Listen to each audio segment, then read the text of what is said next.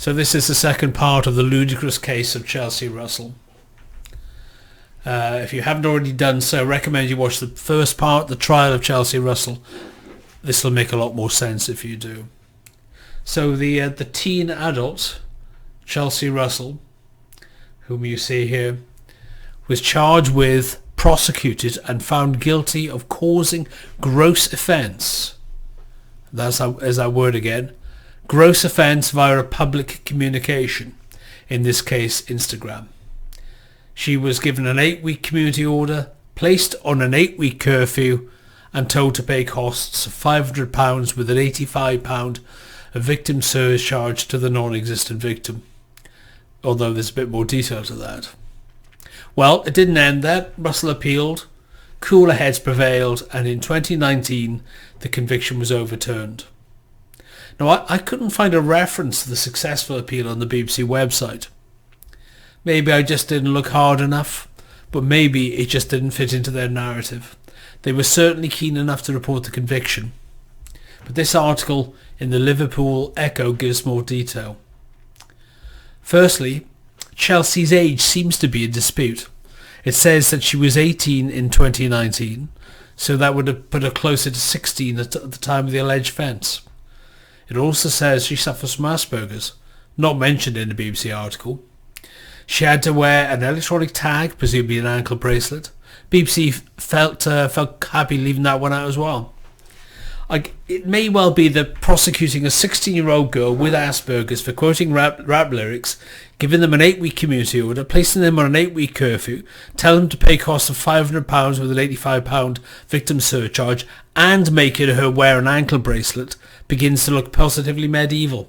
Why not just transport her back to Australia while we're at it? But back to the appeal. The prosecution, a gentleman by the name of Kenneth Grant, appears not to have shown a shred of humanity during the appeal, instead persisting in insisting that the post had an obvious hate element. It really didn't. The defence, William Beadmore, stated that there was no case to answer, again arguing that such lyrics are widely available in the UK. They are. That the video of the song I'm Trippin' could be watched on YouTube, the lyrics read online, and the track listened to on iTunes and other platforms, which of course they can. Mr. Beadmore said none of these publishers had been arrested, yet it was now tenuously suggested that pasting the lyrics on Instagram was illegal.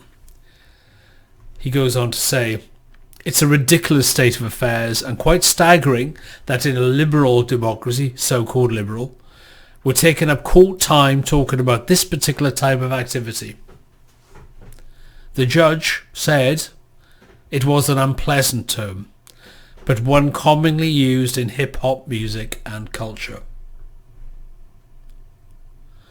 And it's our view that there is no such intent in this case that would be required for our conviction.